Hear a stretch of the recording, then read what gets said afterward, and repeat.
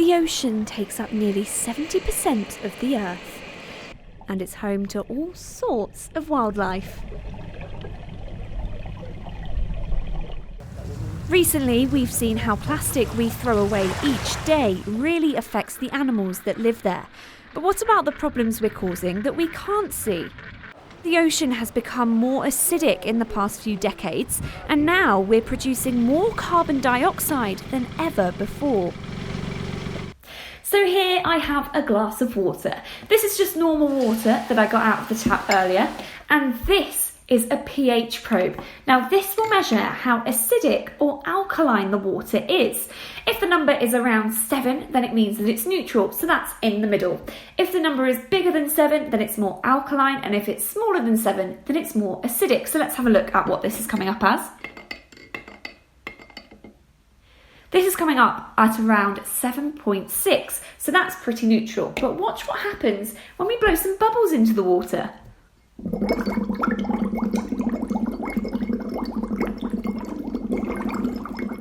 So now we've had some fun blowing some bubbles, we can retest the pH of the water.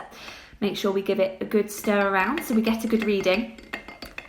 And it's coming out as 6.2, so that's become more acidic, and this is because we breathe out carbon dioxide, so those bubbles were filled with CO2, and the water has dissolved the CO2 and become more acidic, and that's exactly what the ocean does to the excess carbon dioxide in the atmosphere.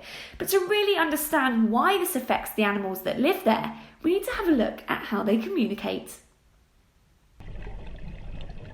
Hi, I'm Kurt the Crab. Animals that live under the water like me use our sense of smell to detect things like predators. Oh, look out, there's one over there. Let's just keep a little bit quiet while he swims by. Okay. We use it to detect food when we're hungry, and we use it to find mates as well. Oh, look. Hi, Consuela. Hi, Consuela. So there's me, it's Kurt. As you can see, I don't have a human nose like you. That would look pretty funny. If you want to know how this works, you have to come and have a closer look at my olfactory system. I have receptors on my skin that can detect certain chemicals in the water. When those chemicals fit the receptor, I can smell what's there. It's quite magical, really. Clams, my favourite.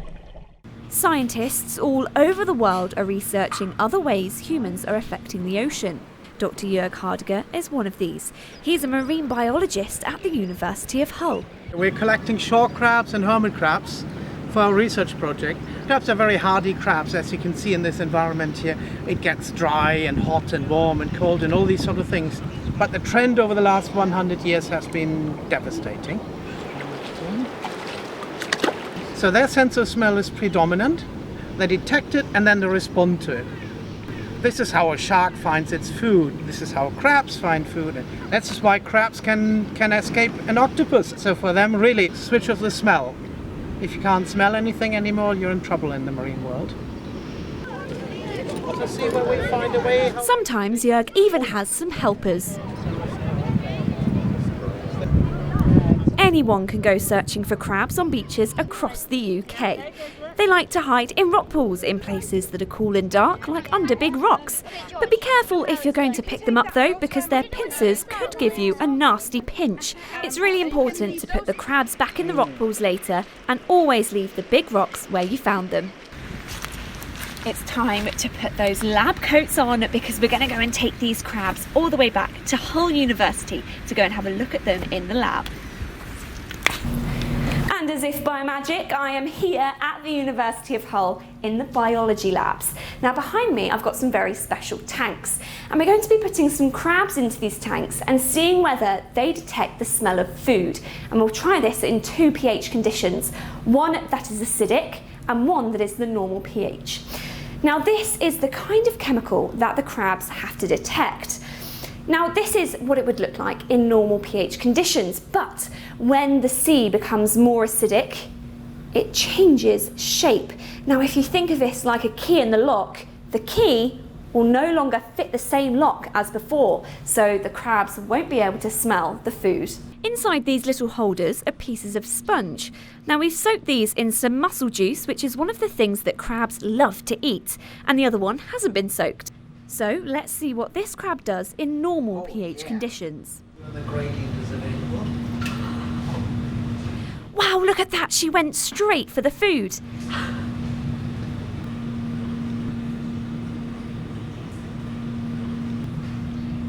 We tested it with another crab to make sure that the first one wasn't just really hungry.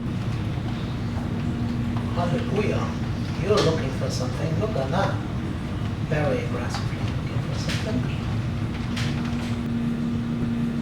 Now this time Dr. Hardiger put some CO2 into the water, which made it more acidic. Let's see what the crabs do now.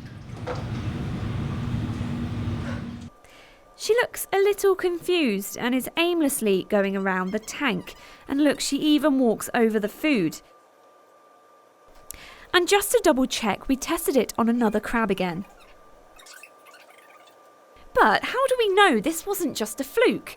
Well, we added some ocean buffer, which took the pH back to the same sort of level we had before. And watch what happens.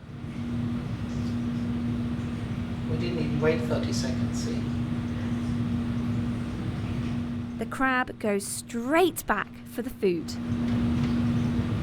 Okay. But it's not just crabs.